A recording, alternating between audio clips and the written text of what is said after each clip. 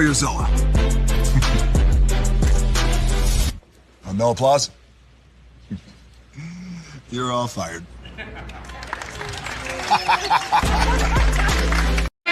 Hey, good morning, America.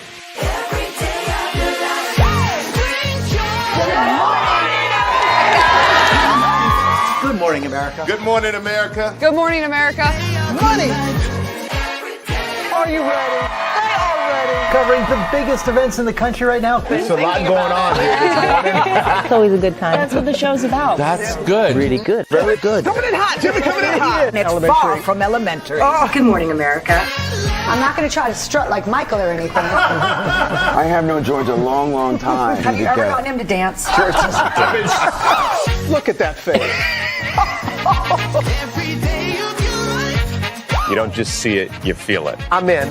I'm in. I'm in too. I'll be there. I am here and so happy. I'm in. I'm in too. I'm in. That tells you something when Snoop Dogg's in. Michael, George, Lara, Ginger. Hey, good morning, America.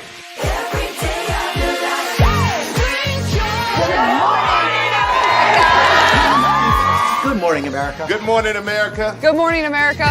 Money! Are you ready? They are ready. Covering the biggest events in the country right now. There's a lot going on here this morning. It's always a good time. That's what the show's about. That's good. Really good. Very good. Coming in hot, Jimmy, coming in hot. It's far from elementary. Good morning, America. I'm not going to try to strut like Michael or anything. I have known George a long, long time. Have you ever gotten him to dance? Look at that face. You don't just see it, you feel it. I'm in. I'm in. I'm in too. I'll be there. I am here and so happy. I'm in. I'm in too. I'm in. That tells you something when Snoop Dogg's in. Michael, George, Lara, Ginger. Hey. Prepare for a journey beyond imagination, beyond belief, beyond anything you've experienced before. Universal Epic Universe, a new theme park where you'll step through extraordinary portals to 5 immersive worlds. Prepare for a cosmic voyage of discovery, an isle of fire-breathing excitement, a shadowy world of monsters and mystery, new wonders in the wizarding world, and a new way to play. Plus the splendor of a magnificent resort hotel overlooking the park. It's all new excitement at Universal Orlando Resort. A week's worth of vacation thrills with 4 amazing theme parks, a variety of spectacular themed hotels, and incredible dining and entertainment. It's all at Universal Orlando Resort, where you'll find new adventures every day. Explore the astonishing worlds of Universal Epic Universe at Universal Orlando Resort.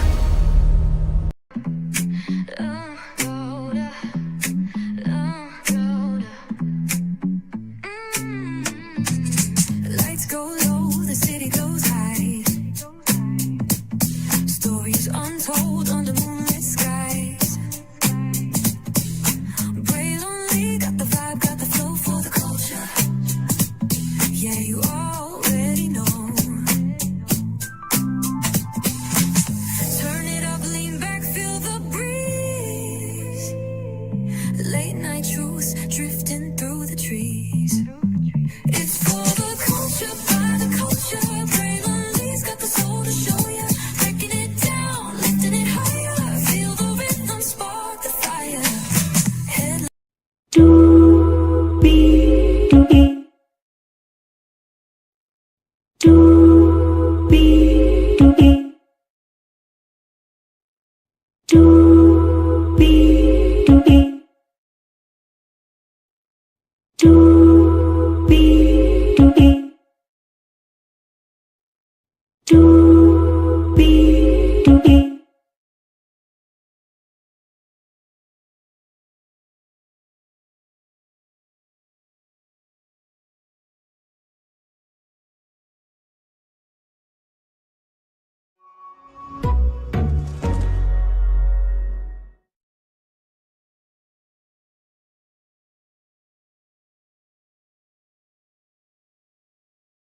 Well,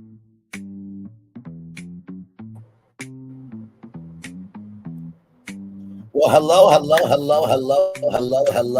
to you, and you. Shout out to the 7 people, 6 people that were here now, 3 people. Glad to have you here. So sorry about StreamYard acting up this morning because it was on a delay for me. I don't know if it was on a delay for you, but welcome in. Glad to have you here. We do have 1, 2, 3, 4, 5, 6, 7 destinations to get to this morning for all of you. Y'all, these national parks that we love so much, there is a huge update that you need to know about, and y'all don't like it. I don't. And wait till you hear what the update is. Then after that, of course, as you may or may not know, there's been a huge war, unnecessary war, just like the unnecessary war on DEI and everything in between. That the 47 his administration, his supporters have been raging for no damn reason. But there is an important battle with the battle of birthright citizenship that has a huge update that you need to know about. We'll talk about that. Ray J, brother, why do you exist at this point? Y'all, as y'all know, Ray J has been acting a fool. He is banned permanently off of Twitch for what he did by showing a pal on stream. In addition to that, he sued Kim Kardashian, Kris Jenner. They countersued. But wait till you hear this debacle that Ray J is in. Okay? Wait till you hear about that. Then 47 has been busy. He asked for the revival of the Rush Hour franchise to be back on. And he also hosted the Kennedy Center Honors. And he has something to say about the potential deal with Netflix and Warner Brothers. We'll get into that. And also, as well, there's just been some breaking news about somebody responding to that Netflix Warner Brothers deal. We'll get into that. India Love taking over the Streamer Awards in the most crass, disrespectful, and unruly fashion. We'll talk about that. HBCUs, wait till you hear about the oldest HBCU in the history of HBCUs. And finally, a good friend of mine, a good virtual friend of mine, rather, Lana Del Rey, has a feature on rollingout.com. We will celebrate her this morning. Higher is waiting, low is available, but either way, we got to go on tour. Yes, indeed, we do. Let me take down the psychotic intro here. You see that virtual tour background? Hang on, wait a minute. There you go. You see that virtual tour background? Yes, you do. You hear that virtual tour music? Yes, you do. One thing to know, 2 things for sure, that over here on this channel, a lot happens early. Roll it. It's a new morning for America's family. Sun's coming up, so make it all that it can be. You know a lot happens early. I'm Harry Smith. I'm Julie Chen. I'm Maggie Rodriguez. Morning everywhere. Come on, get up. I'm Russ Mitchell. And I'm Dave Price. And it's a little early for this. Right now, this it's a new morning for America's family. Sun's coming up, so make it all that it can be. You know a lot happens early. Every day's good when you're starting it off right. But I'm waiting for you in the daylight. And a lot happens early. Can you feel it? And I say, Good morning, everybody. Are you girls ready for the Jonas Brothers? We have an early show exclusive. Yes. A lot happens early. A lot happens Early. The Early Show, weekday mornings on CBS. It's a new morning.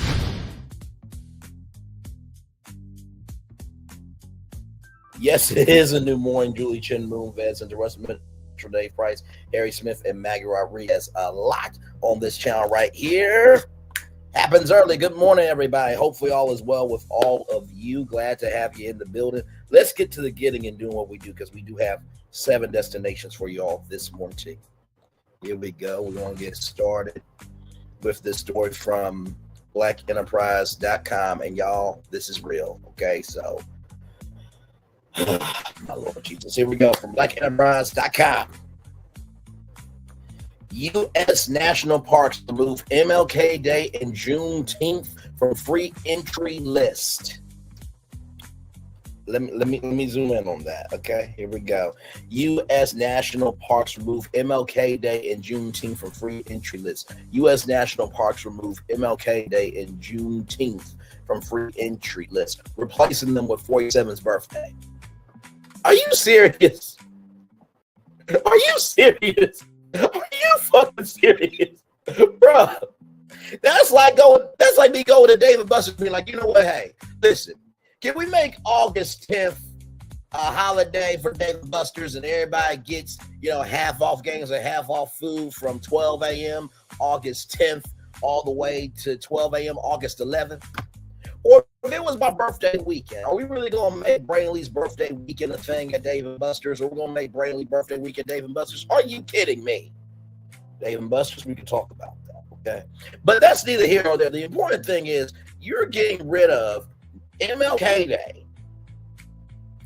the day that was honored, that is supposed to be honoring the man that was and still is a powerful figure in the world of civility and the civil rights movement and humanity itself. And then you get rid of Juneteenth, right? You get rid of Juneteenth, the day that, Galveston, Texas found out that the slaves were supposed to be free, and you replace them with your birthday.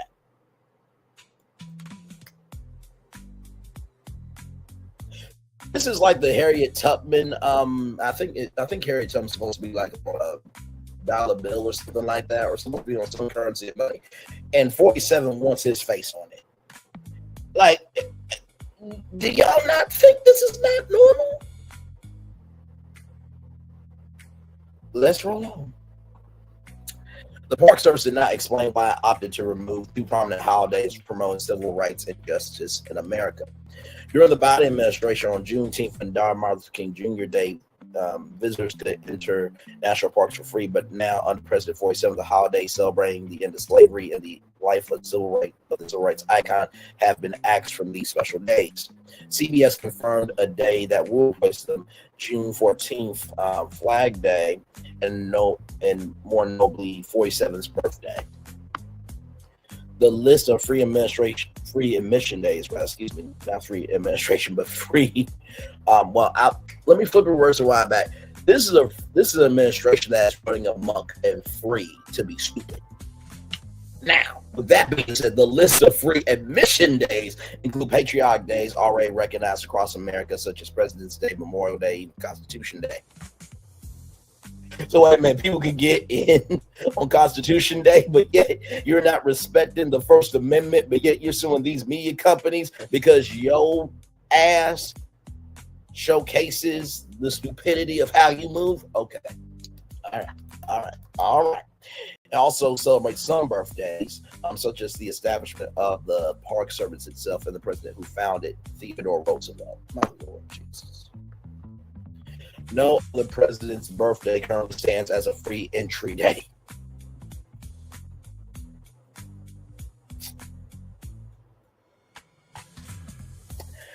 The Park Service did not explain why it opted to remove two prominent holidays promoting civil rights and justice in America.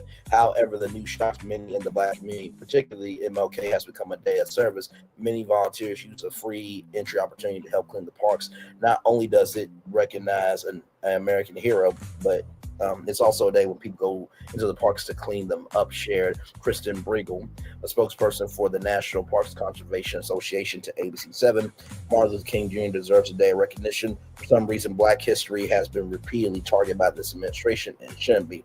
The removal of MLK Day and Juneteenth from this list also aligns with the 47 administration's crackdown on diversity, equity, inclusion initiatives. The administration has already urged agencies, public schools, and departments to put lesser focus on diverse histories. This update with the national parks is an apparent part of this push.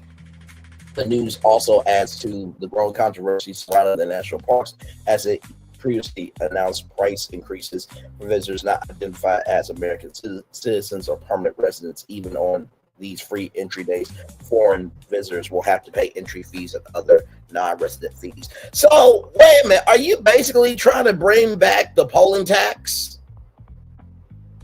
Because that's what it's sounding like. You're trying to bring back the polling tax. For those of you who don't recognize what the polling tax is, Black people had to pay to vote back in the day, way back in the Jim Crow era, okay? And so, you get rid of two holidays that have been recognized in America to replace that with the president's birthday, where no other president has a birthday has their birthday as a free admission day. If anybody deserves it, it's Barack Obama. Okay? But sincerely, you must be out your rabbit ass mind.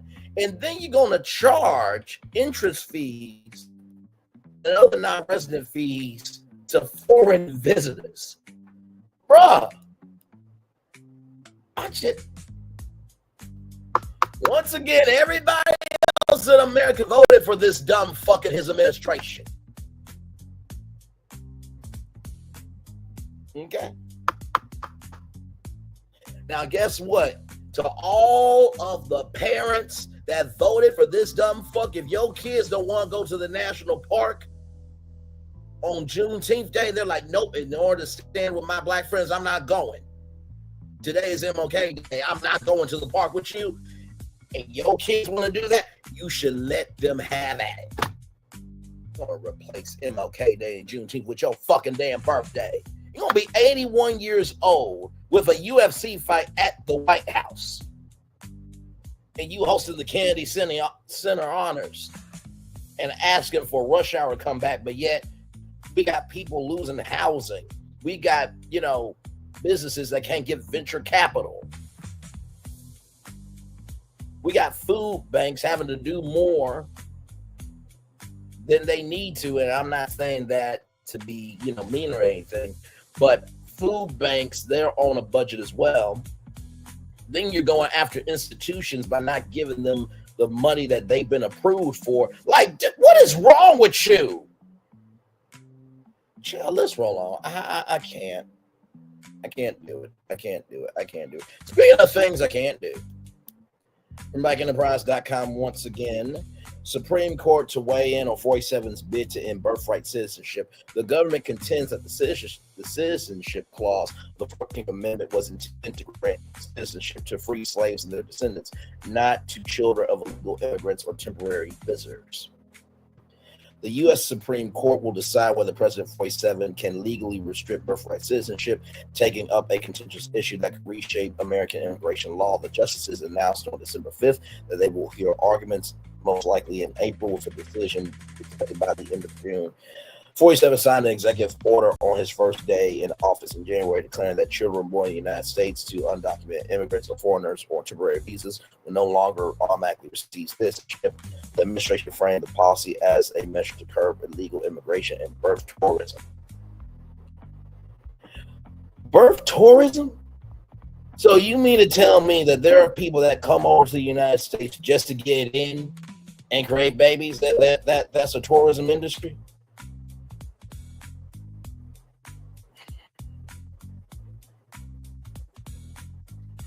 God forbid if you got any grandchildren that fall in love with a undocumented immigrant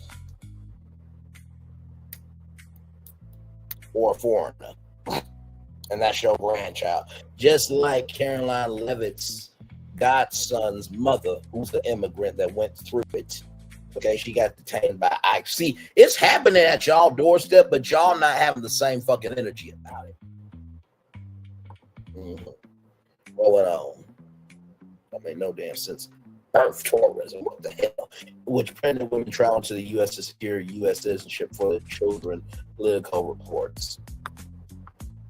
Policy, however, was blocked almost immediately by lower courts. Federal judges ruled that the order conflicts with the Constitution's 14th Amendment, a long-standing legal precedent, including the 1898 Supreme Court case, United States versus Wong M. Ark, which guarantees citizenship to nearly all individuals born on U.S. soil. Critics argued that no president has the authority to redefine who a citizen is, and warned that the policy could create legal chaos in state and local authorities issue birth certificates without recording parents' immigration status. After facing early legal roadblocks, the 47 administration first asked the Supreme Court to weigh in on lower courts' use of nationwide injunctions, which had blocked policy nationwide. In June, the court limited judges' ability to issue sweeping orders, but didn't decide on the main issue of birthright citizenship. In September, the administration went back to the higher court, this time asking justices to rule directly on whether the executive order itself is constitutional, Reuters reports. The government contends that the citizenship clause of the 14th Amendment, ratified in 1868 after the Civil War, was intended to grant citizenship to freed slaves and their descendants, not to the children of illegal immigrants or temporary visitors. You know the crazy thing with this? They now want to give a fuck about citizenship for freed slaves and their descendants, but yet don't want to talk about reparations. And we just talked about the U.S. National Park Service getting rid of Juneteenth and MLK Day as free admission days. Ain't this a bunch of bullshit? Just keeping it a buck with y'all. Listen. Oh my God, not to the children of illegal immigrants or temporary visitors. Lawyers for the states challenging the order, along with immigrant rights groups, claim the policy could undermine equal treatment under the law and overturn 100 years of established practice of the Smithsonian's National Museum of African American History and Culture. The case stems from a class action lawsuit challenging 47's order, with lower courts ruling in favor of the plaintiffs, stopping the policy from taking effect nationwide. The Supreme Court's decision will be crucial, as it could settle the legal question once and for all, impacting the lives of thousands of children born in the United States. I'll keep you updated on this, but this, like I said, we had one job on November 4th, and everybody else fucked up. And now everybody else is having buyer's remorse about it. Well, too fucking bad. The words of Dr. Facilier, you got what you wanted, but you lost what you had. Speaking of, you got what you wanted, but you lost what you had. Raeh J. Now, I want to bring this up because we have talked about Raeh J's network, the Trunks Network, which is more of a decrepit, broken down, and tattered version of the Zeus Network. So here we go. Here, Raeh J sells shares of Raycon Global to launch television network. Now, you do know I use other articles to get us to our destination. That's what this article is about to do here. But I have to give you context, conjecture, and connection before we get there.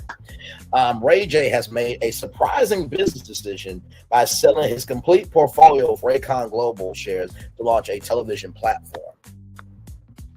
Raeh J has made a surprising business decision by selling his complete portfolio of Raycon Global shares to launch a television platform. The music television star said no one ever. An entrepreneur has exited his folks at Raycon Global despite its $300 million in revenue. Let me say that again. $300 million in revenue. One more time. $300 million in revenue. He gave up that to launch a entertainment platform. Listen, I'm going to give game on what Raeh J should have done. And it's too late to do it. So I'm just going to do it just to do it. You know what I mean? Just to showcase my frequency of creativity. But let's roll on. The Jasper Brand report. Insiders say the Love and Hip Hop star has his sights set on media expansion in form of a massive entertainment platform dubbed the Tronics Network. Let me see if I can bring them up on Instagram, because child, the preview for this network was so broken, tattered, and everything in between. It was so ridiculous.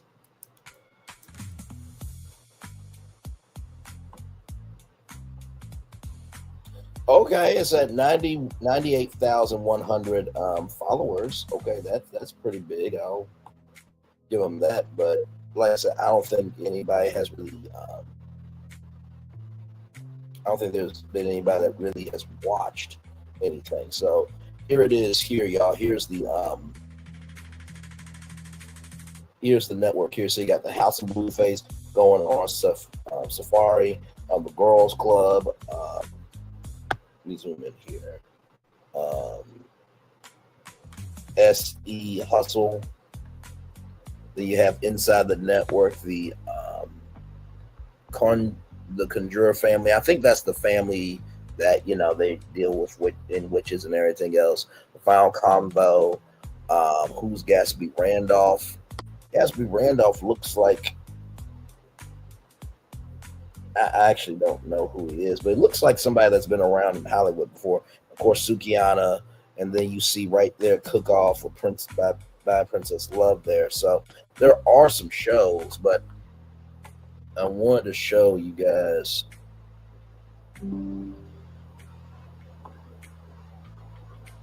Let's see here. Oh, She Hustle. Okay, it's called She Hustle. Okay. I'm trying to go back to.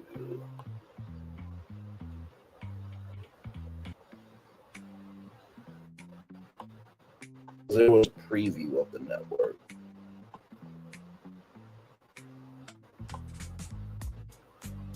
Because when y'all see this, it's just like, really, though? Really?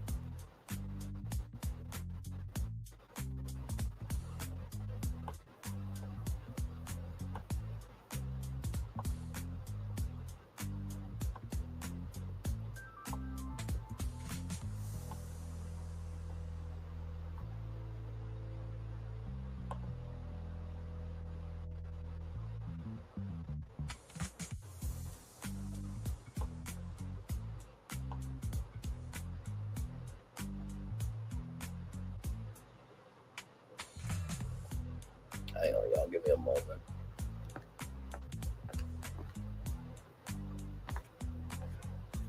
Damn, he's got so many posts. I didn't really think this network will actually go anywhere, but still, I'm trying to find the right preview here.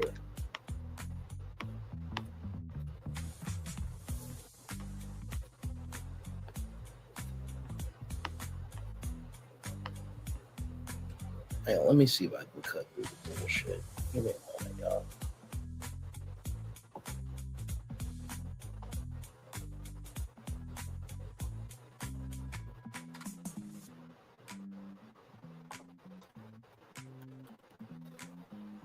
There we go.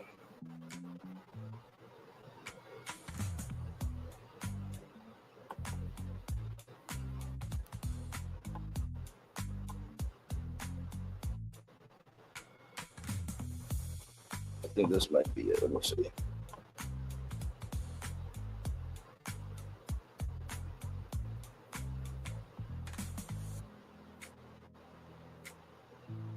Is this the one with the...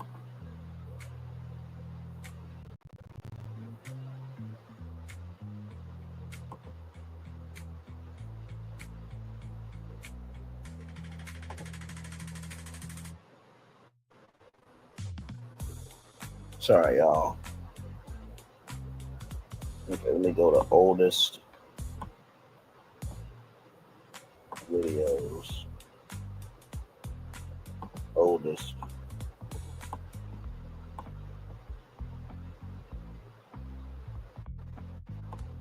Yep, this is it right here. Let me show y'all this. It took me a minute on Instagram, but this is the trailer here, so I want to show y'all this. Now, trigger warning for everybody, okay? Viewer discretion is advised. Here we go. Some viewers may find the following video disturbing. Viewer discretion is advised.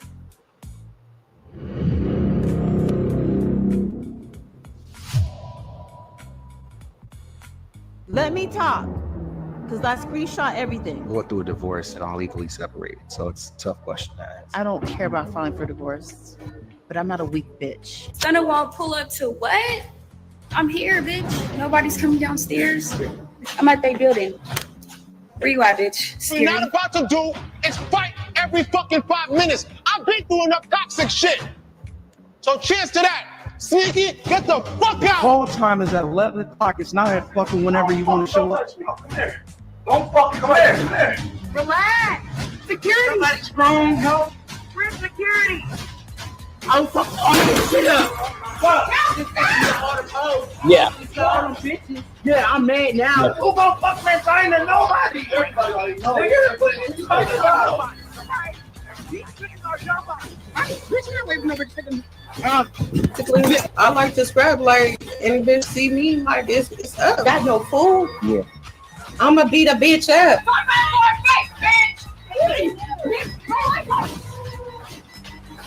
Don't blame this shit on me, baby. Blame Rick. I heard shots, broken glass, body. How? Why? Y'all did that shit. I was attacked. Everybody breathing.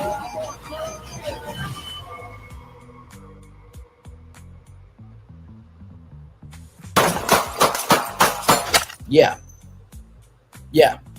That's Ray J's network. Yeah, that's Ray J's network. Let's get back to it, child. Just wait till you hear about the destination here. Make no damn sense. You give up $300 million to invest in that shit. The new television network was created from a $5 million investment and has raised undivided attention. The father of two is focused on turning Chronix into the next dominating force in entertainment television and seeks to free himself from any other endeavors that would distract him. Insiders are estimating that Ray J's potential gains from Raycon shares to fall between 35 to 45 million to even possibly upwards of 85 to 100 million dollars. By selling his Raycon shares, Ray J can secure more funding for Chronix and focus his efforts on his newest business venture. This isn't merely about transitioning from one venture to another. It's about seizing control of Destiny's helm and steering it towards his ultimate vision, a source said. The Wait a Minute singer co-founded Raycon Global with Ray Lee to serve a wireless audio company backed by influencers. There are debates how much stake Ray J possesses, with reports ranging from 61% to between 30 and 40%. News of his Raycon departure comes on the heels of his wife, Princess Love, filed for divorce from the singer for a fourth time. The pair tied the knot in Los Angeles in August 2016 and went on to welcome their daughter, Melody, 5, and their son, Epic, 4. When announcing their split in an Instagram post shared last month, Love said the former couple will remain committed to co-parenting our children, maintaining a positive and supportive family dynamic. So, I'm going to just tell you, Ray J, what you could have done, bro. You said that this was a wireless audio company backed by influencers. Why didn't you have the Raycon Global Music Festival? Why didn't you have the Raycon Cruise? Why didn't you have the Raycon Global Con? Why didn't you get into the Raycon e-gaming tournament? You know, Raycon e-gaming. Like, that's how you would have expanded that, right? You could have done Raycon TV, kept it all in the same family, and there you go. Because guess what? Every event, they will be wearing Raycon. But you're not that smart, child. So listen. With that being said, let's get to this, because this is our destination here with Ray J. From blackenterprise.com right here. Ray J sued by American Express for $140,000 of debt. You know, I just thought about something. Wait a minute. Hey, Milagro, hang on, because you need $59,000 to pay back Megan Thee Stallion. Go to Ray J and see if you can get on the Chronix network. Just keep it a buck. I mean, you need to pay back Megan somehow. So maybe, see, we always make sure everybody's covered over here, okay? Good Lord Jesus. All right, let's keep going, y'all. Ray J has had a tumultuous few weeks. Ray J has had a not so great November. The R&B singer was arrested on charge of making a criminal threat days after he was hit with a lawsuit by American Express. According to U.S. Weekly, the finance company filed paperwork stating the entrepreneur and his company, Chronix Network, breached the contract by owing American Express $139,849.85. Good damn. Give me a moment as I pull up this article here. So you're probably wondering, well, why are they saying 140? Anything that's 5 or higher, you round up. Anything 5 or lower, you just keep it at that. I already read that. Sorry. Gotta scroll down here. In the lawsuit filed in the Los Angeles Superior Court on November 19th, the credit card company accused the I Hit It First recording artist of failing to make payments on his American Express account since May. The Tronics Network is a streaming platform Ray J launched in 2024. He said he sold his shares in Raycon Global to fund it. On November 27th, he was arrested after a domestic dispute involving his estranged wife, Princess Love, which reports that he was possibly armed with a hand pal during the Instagram live stream. But that's not all. He also chastised Beyonce and Jay-Z, who have apparently attended multiple shows during Brandy's joint tour with Monica on social media. Of course, Brandy, of course, is Ray J's sisters. Niggas need to pull up when they come to the show, he said, according to Billboard. Come say what up to Brandy too, Jay-Z and Beyonce. We big fans. We got family over there. We got our family over. We got our family there, and we know that y'all, and we know y'all there, and we love y'all. We look up to y'all. Listen, I believe Beyonce would call Brandy before Ray J any day. And Ray J, do you not remember when Jay-Z got sued for an allegation that wasn't true? Bruh, Jay-Z could handle you and then some. I would shut the fuck up. Because you got mollywopped by Diddy's sons. And then you talked about Suge Knight and his sexual activity. And by the way, y'all, I'm not making anything up. Ray J talked about how apparently Ray J and some of his people needed to go get butter to play with, so that way Suge Knight could play with that butter up the behind. Okay? So Ray J, shut the fuck up. Okay? All right. Let's roll on. He added for y'all to come to every one of Brandy and Monica shows and never say what to be and take pictures. I don't like it. Ray J clarified that he was speaking for himself, not for his sister or his family. Here we go.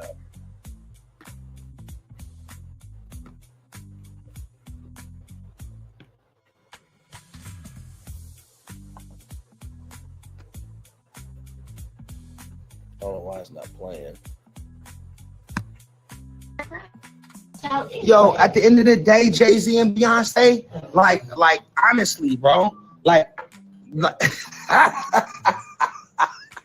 yo, everybody moving and they hit because I'm gonna talk some shit about Jay-Z and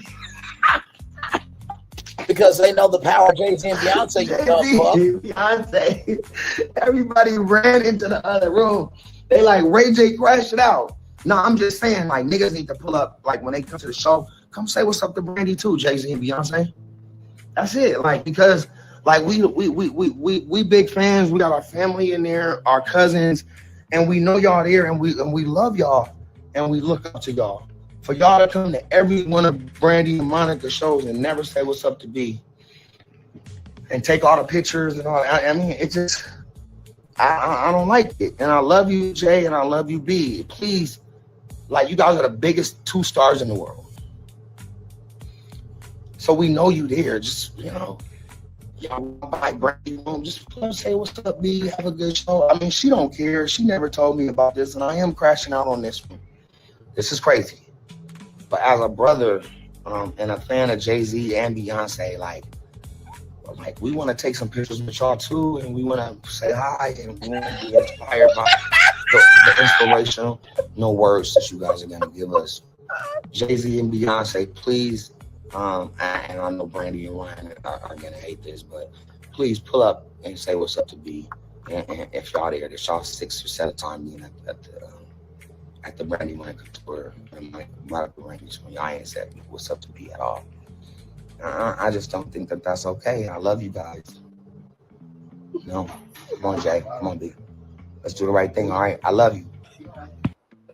That was the male version of Milagro Gramz, ladies and gentlemen. If Milagro did that for Tory Lanez, that's basically what Ray J did to Jay-Z and Beyonce, okay?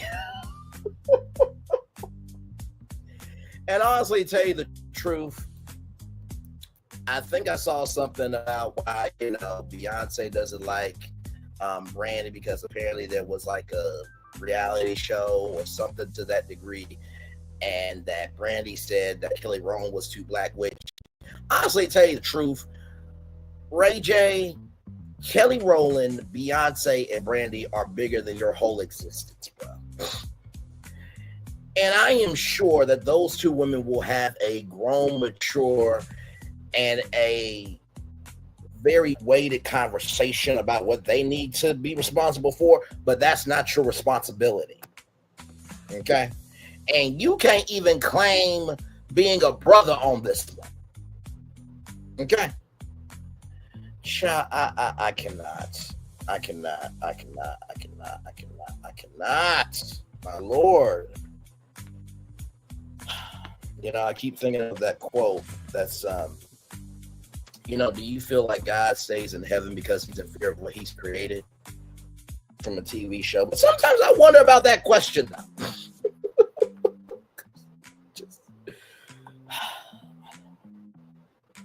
So here it is here, y'all. Here it is here from U.S. Weekly. Ray J accused of owing six-figure debt days before arrest over alleged threats to ex-princess. Exclusive here. Ray J was hit with a lawsuit accusing him of owing a massive credit card debt days before he was arrested for making alleged threats to his estranged wife, Princess Love. U.S. Weekly can exclusively report. On November 19th, Ray J, real name Willie Norwood, and his company Tronix Network were sued by American Express in Los Angeles Superior Court. In court docs or court documents, American Express claimed Ray J 44 and his company owed a total of $139,849.85 for breach of contract. The credit card company claimed Ray J stopped making payments on the card in May and still owed the six-figure balance. Tronix Network is a streaming platform that Ray J announced in 2024, the one which Singer has yet to respond to the lawsuit. As us previously reported, on Thursday, November 27th, Ray J was live streaming from his home and he appeared to grab a PAL and load it. Love 41 walked into his room to grab their door, which led Ray J to yelling at Love during the live stream. Ray J accused his ex of being intoxicated. You know, I'm just saying, Princess Love, she's got her own business, doing her big thing in the world of poker. Like she's a whole catch. And then this motherfucker with these glasses on got the chance to have a picture with her at the BET Awards. Don't make no fucking damn sense. I'm just saying, listen, Princess Love Lee is a way better name than Princess Norwood, okay? That's no disrespect to, you know, Cinderella, Brandy. By the way, shout out to a content creator. They said that we always credit Brandy as the original Cinderella, but there's another Black Cinderella movie. So shout out to that content creator. I can't pull up the name right now, but shout out to them. Let's keep going here. Later, a man walked into the room and Ray J could be heard telling him, "I will shoot the fuck out of you." He continued by threatening, "I'll ill you or delete you." Ray J also told the guests, "Get out of my house before I pow you right now. I got a pow on me." Law enforcement sources told TMZ that the police received a call around 4 a.m. to a home in Porter Ranch, California over potential DV and threats. Officers arrived at the home and took Ray J into custody. He was released after posting a $50,000 bond. And his manager, Whack 100, who is Whack as an individual, as a manager, as everything in between, they did a handshake and Whack's eyes looked this way and Ray J's eyes looked that way. And so it's like, do y'all realize it's 2025? Hey, you didn't see me, I didn't see you. Oh shit, there's a camera. Hey, listen, maybe we should look the other way. The fuck? Anyway, hours after his arrest, Love broke her silence via a video she posted on Instagram talking about the incident. She captioned the post, "Enough is enough." Love says she would never put her children in danger, and said she has been raising them on her own. She accused her ex of terrorizing women. She accused Ray J of pulling a pal on her and another family member when she tried to remove the kids from the home. Ray J posted his own video on Instagram, which has since been deleted, where he defended himself and his parenting. He said he loved his children, did not feel like he was in the wrong in the situation that led to his arrest. He denied pointing a pal at his ex or having any intention to hurt anyone. Right here in February 2024, Love filed for divorce in Los Angeles Superior Court. She shared a statement on Instagram about the decision is with heavy hearts, and we shared the news of our decision to divorce. After much reflection, discussion, and counseling, we have come to the difficult realization that our paths have diverged. It is in the best interest of both of us to part ways. Love wrote. Love's divorce was the fourth time the duo had attempted to divorce each other. Love was the first to file in 2020, but dismissed the case. Ray J filed his own petition in 2020, but dismissed it. He filed another case in 2021, but they dismissed it again. The current case is still pending. Ray J and Love married in August 2016. They share 2 kids, Melody and Epic. And sir, you had no intention on hurting anyone. I'll shoot the uck out of you right now. I'll delete you. Get out of my house before I pow you right now. I got a pow on me. But yet you had no intention of doing anything? Okay, child. Okay. Hey, Florida, welcome in, good sir. Glad to have you here. Let's watch this video here from this content creator named Lola T Podcast. Let's watch her.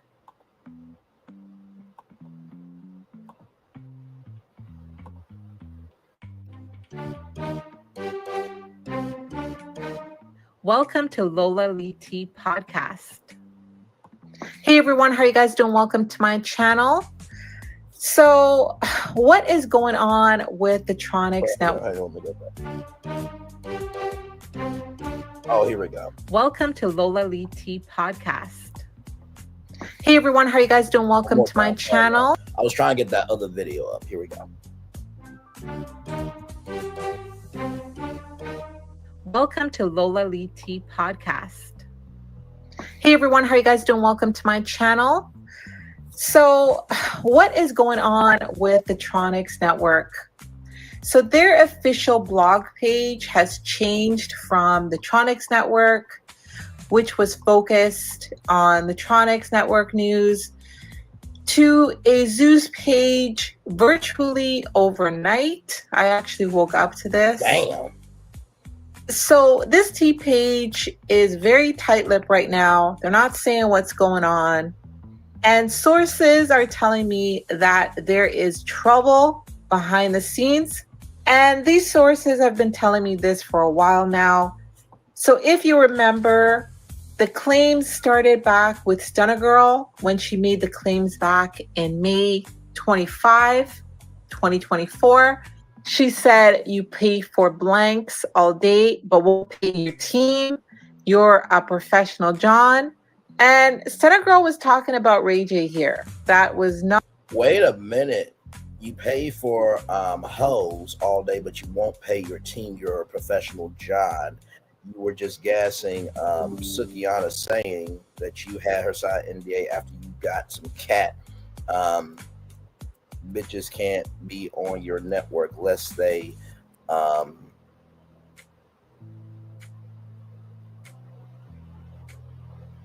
sexually pleasing you.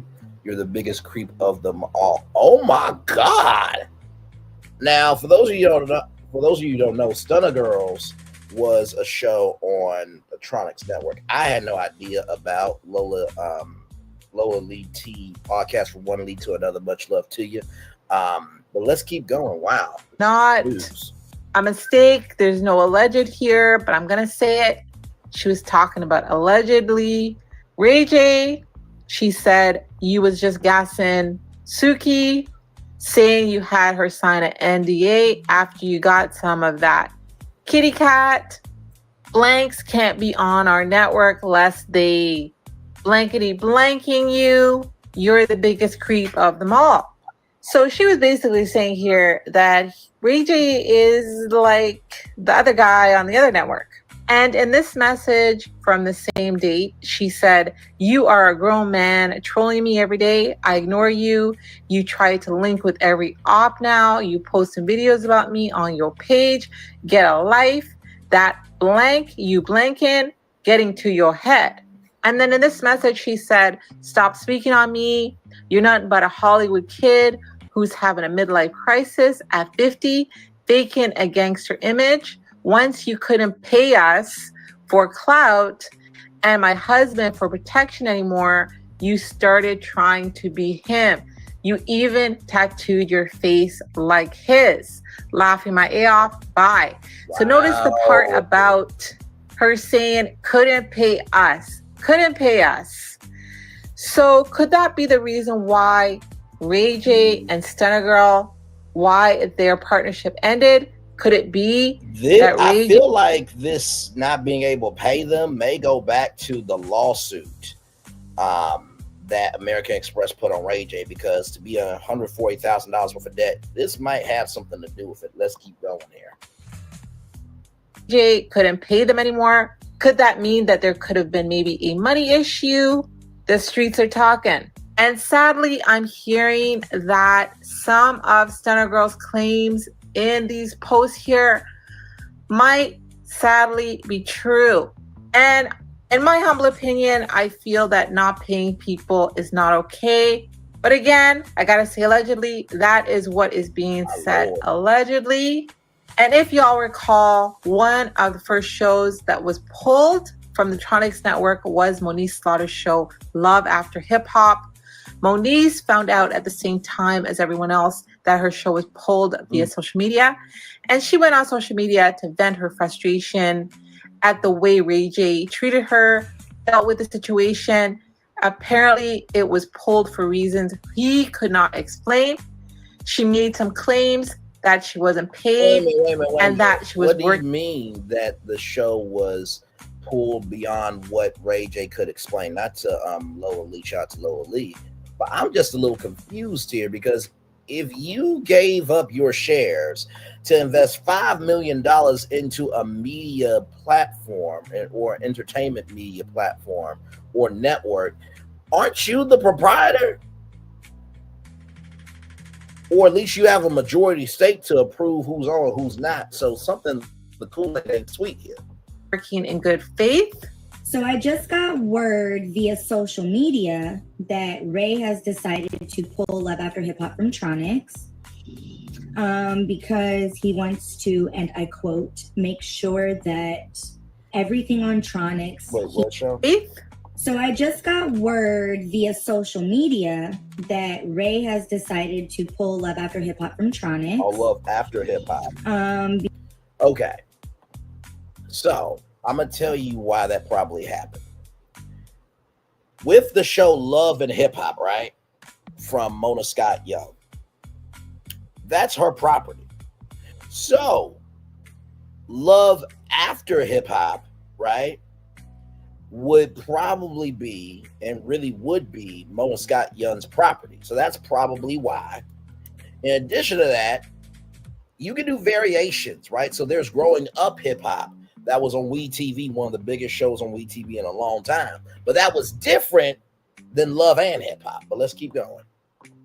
Because he wants to, and I quote, make sure that everything on Tronics he can wait. I want to make sure that everything on Tronics I can control. And there's a lot of stuff going on with Paramount, and I want to make sure my partners are cool. Well, there's nothing going on with Paramount. There's nothing going on with VH1. The issue is that I own the show. The show is registered to me and I control the show. Mm-hmm. And I guess they thought that I hadn't protected my ideas. So now that they've realized that I do and did and have protected my ideas, that it's not so easy, which is really sad because they're family and I love them.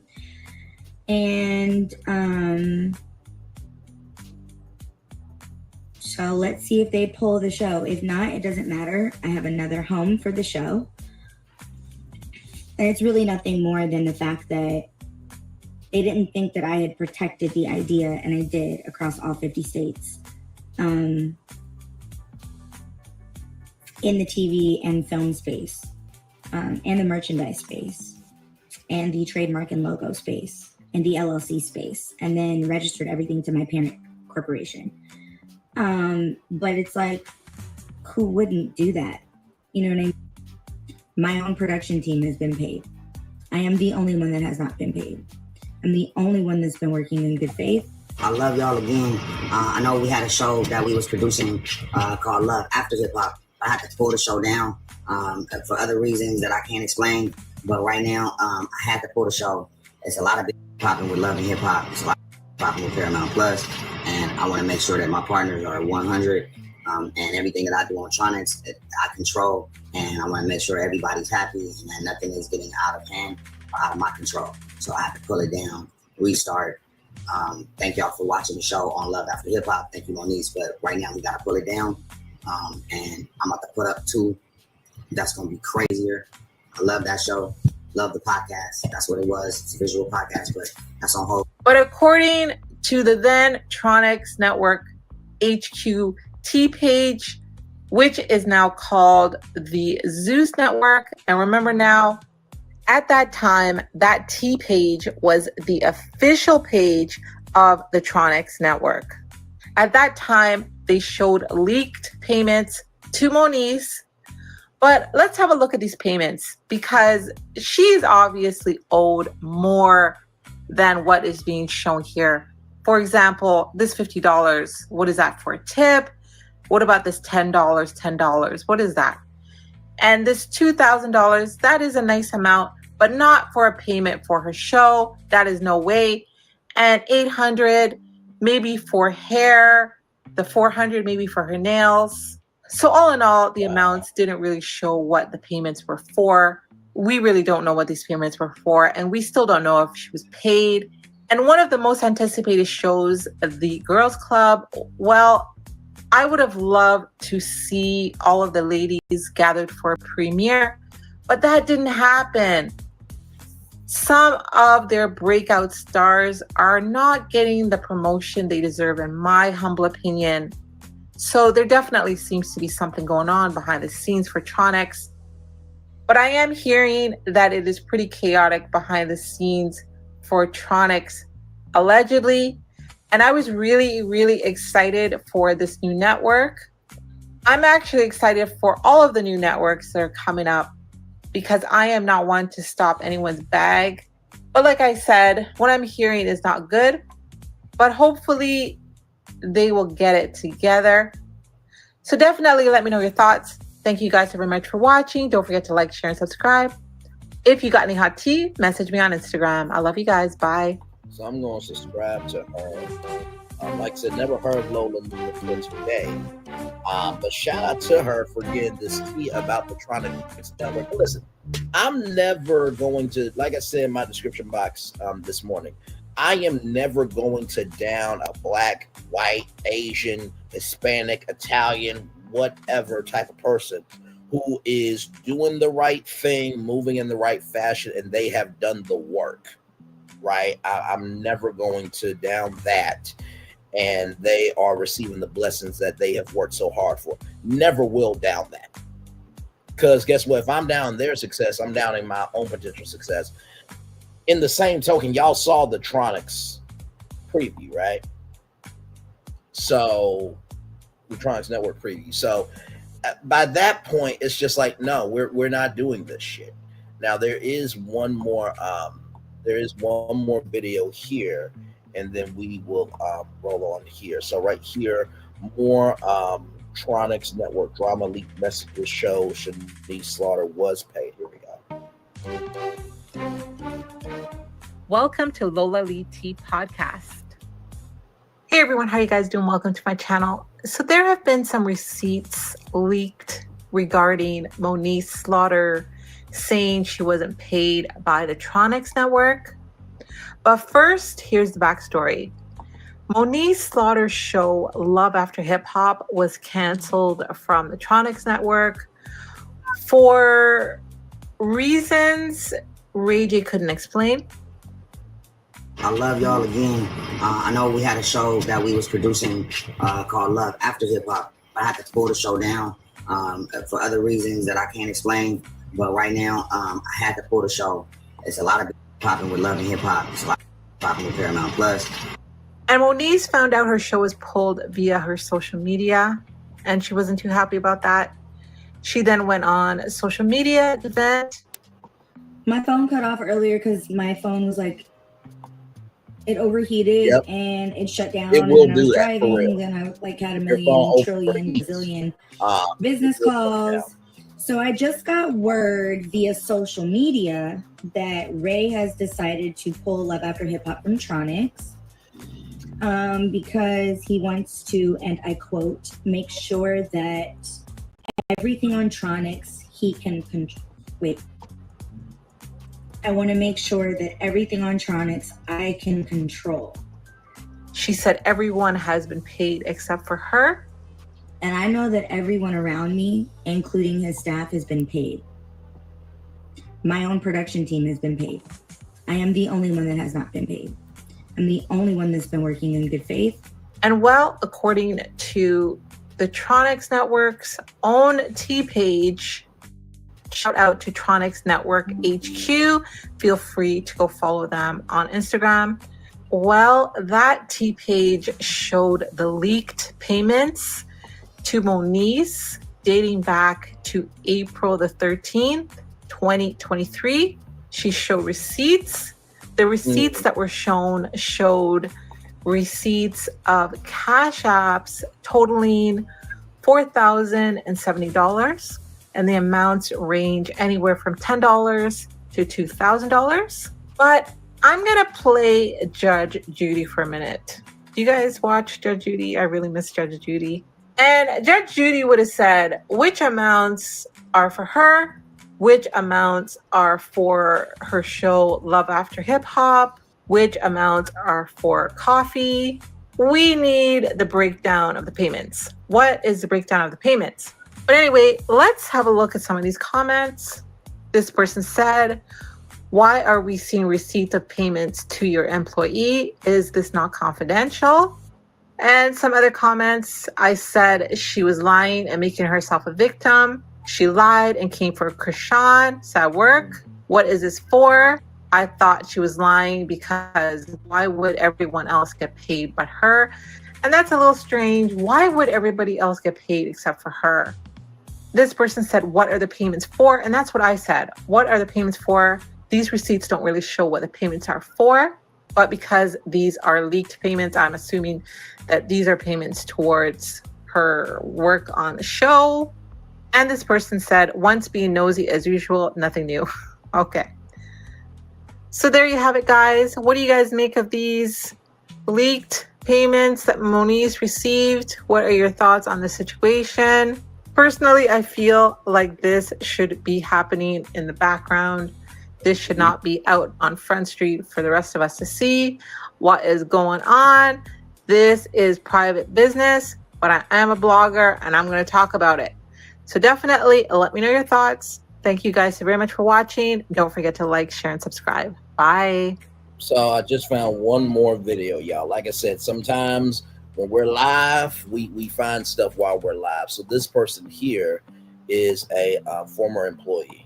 She said they are causing her midnight, speaking her choice over at the Trouble in Paradise over at the Tronics Network. And their ex-blogger is telling everything. So the Tronics Network official blogger was on Instagram Live last night, speaking her truth. She spoke on why she is no longer working with the Tronics Network. She said they are causing her mental distress. And at this point, she is thinking about lawyering up. She said she was pressed to post nonsense about the CEO of the Zeus Network. She is saying that she left because they were not paying her what they agreed to pay her.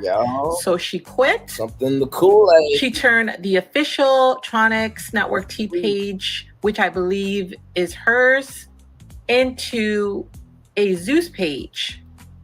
And this is after she quit, right? And she seemed to be doing really well with that page. And she alleges in this video that in retaliation, Tronics Network took her page down. Now, I don't know if this is true or not. I'm just reporting this. So that is alleged. She then said another blogger has replaced her, and she is putting it out there that that blogger will be paid in clout. She said much, much more. Listen to this. So I'm really having to do this. I'm gonna give y'all a few minutes to join the live, and we're gonna do this. She definitely has an accent. Thank you for joining. Sound like New Orleans, baby. Thank you for joining.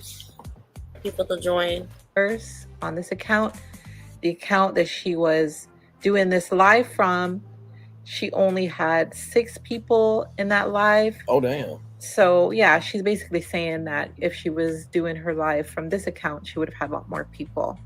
Yep. I wasn't alive, and I have all the evidence. I have all the proofs to back me up. So I need everyone to follow my page on YouTube. It's Auntie Jojo, the same thing as it is here, because that's where I'm going to be dropping the receipts. But I need you to know that no one fired me. I quit. Zeus Network did not take my page. They are clear. They did nothing to take my page. If anything, Tronics Network, I believe, took my page the minute I switched over to Zeus, because Zeus actually pays their bloggers affordable wages. So that's what happened. Some girl named Cappin for Likes is claiming that she's working for that network. Go ahead, go for it. Do that. They're going to do exactly to you what they did to me, which was fill my head up with hopes and promises. Tell me that, first of all, what kind of network brings people on without an NDA? Okay. So I'm working for you for 3 months. You're paying me because I have receipts. You're not going to say you didn't pay me. You did pay me, but not enough. Okay. You wanted to pay me $2,500 a month to blog, to run 5 different accounts across 5 different platforms. That's what you wanted me to do? And quit my teaching job, my career, leave my career behind? So that's the value that I bring to the table as a digital creator. And then you're upset that after my daughter had her graduation, I kid you not, she graduated on May 11th. I think they sent me $3,000 a month before, even though when I first spoke to them, I asked for $6K with my 2 assistants. I fired my 2 assistants. They gave me $3K, whatever. I took it, whatever. So, but Ray J went on live and said, I'm giving you a raise. I literally have all this. I submitted my invoice. I need $5K a month to live. Like, I'm a teacher. I give up my career where I'm making like $2K a week because I'm like, you know, this is a celebrity. He's got it together. The gentleman who brought me on, I have nothing bad to say about him. That's Tay-Rod. He is an amazing person. He's busted his trying to make this network take off.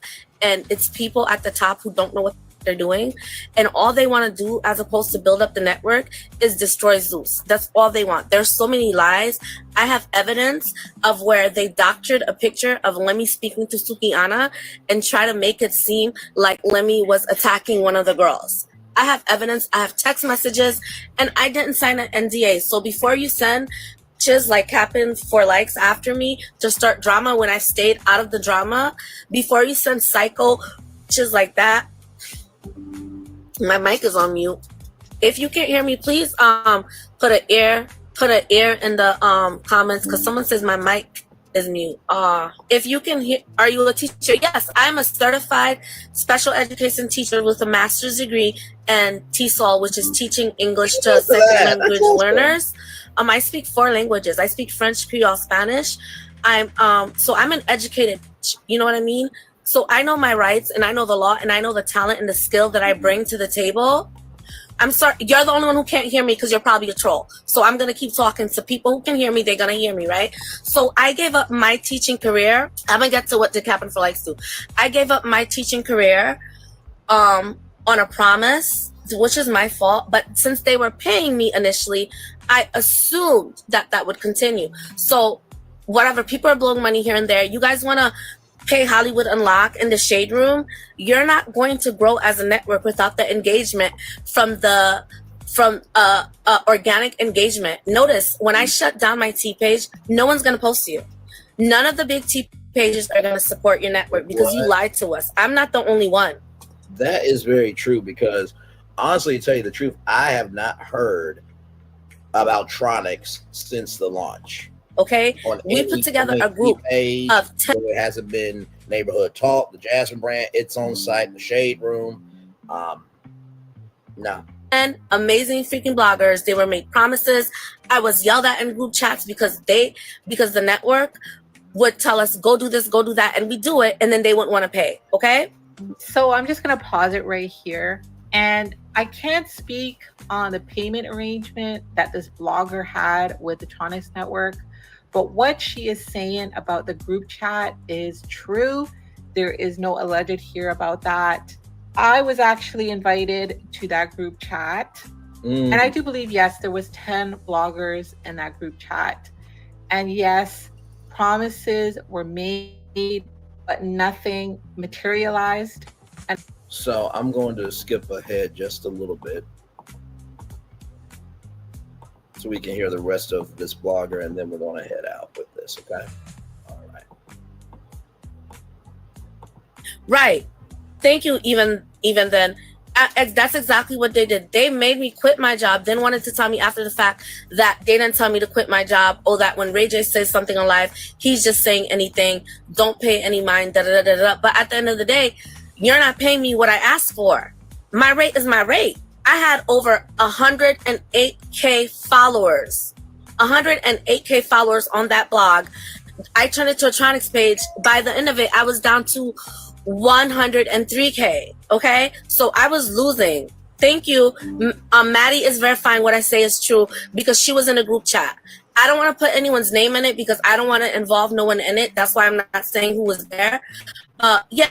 So like I said, back to in May, my daughter, who's 14, graduated middle school. Okay. So thank God, like I was about my shit. So, you know, I had shit paid in advance. I had a savings account, all that shit, right? I have a mortgage, I have car payments, my hair, my nails, my daughter's upkeeping, all that. So I'm like, okay, they're going to be late on payments. So the first actual real payment I got was on June 9th. So at the end of the month, I sent in the invoice. I'm like, I need an invoice for $5,000 for the month that I work. Oh no, you're going to get paid at the end of the month for the month I work. What are you talking about? I have a mortgage. I have a car. I have a child. She's graduating. She needs her hair done. She needs her nails done. I worked. Where's my compensation? So when y'all come back to me talking about I'm not loyal because I took the page down, ain't no loyalty in money making. Ain't no loyalty in feeding my daughter. Ain't no loyalty in make sure I have a mortgage to pay. How are you going to ask me for loyalty when I came to y'all time and time again to the point I got on the phone with WAC 100 and Ray J and I told them what was going on and still nobody was trying to pay me. Coco's on here. She was part of my team in the beginning too. I was paying Coco out of my pocket. Okay. So y'all want to talk about loyalty and then you want to hire Captain for Likes who was just saying that Ray J this, that, and the third and he's crazy. Her and Donut was clowning him, but because she'll work for free off the cloud, y'all want to hire her, that's fine. But I didn't sign no NDA and my story will get told at this point because y'all won't leave me alone. I left y'all alone, but y'all still bothering me with me, calling me and lying on Zeus like y'all was lying on Lemmy the whole time, pressuring me to post nonsense about the man who ain't never bothered me. It's so wrong, and I'm gonna continue to speak out.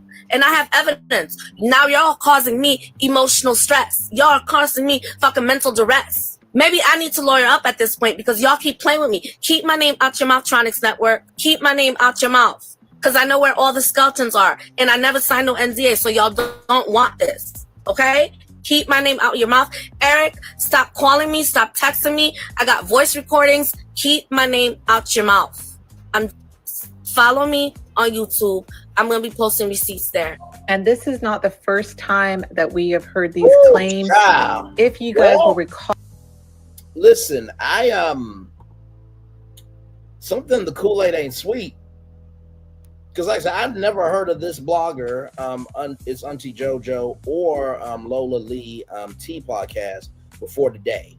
So I'll keep you abreast of what's going on. My Lord Jesus, let's roll on to 47 because, my Lord, there's a lot going on here with him. From Variety.com, 47 calls Ted Sarantos a fantastic man, but says Netflix and Warner Brothers deal will give streamer a very big market share. It could be a problem. President upends by hosting Washington, D.C.'s Kennedy Center Arms. I'm acting like Johnny Carson, he tells the crowd. Johnny Carson had a career for 39 seasons, almost 40 seasons. And people actually liked, not just liked, but liked him and still revere him. Okay. President 47 on Sunday confirmed he recently met with Netflix co-CEO Ted Sarandos at the White House to discuss the Warner Brothers Discovery deal and said the market share of a combined Netflix with Warner Brothers and HBO Max could be a problem. 47 speaking with reporters on the red carpet of the Kennedy Center Honors event in Washington, D.C., said Netflix's deal to acquire Warner Brothers and streaming business will require a review out and said, I'll be involved in that decision.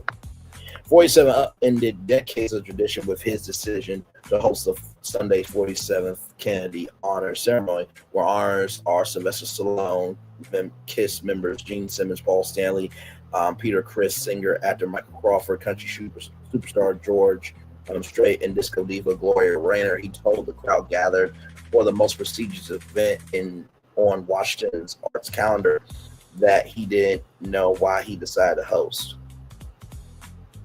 Wait a minute, what?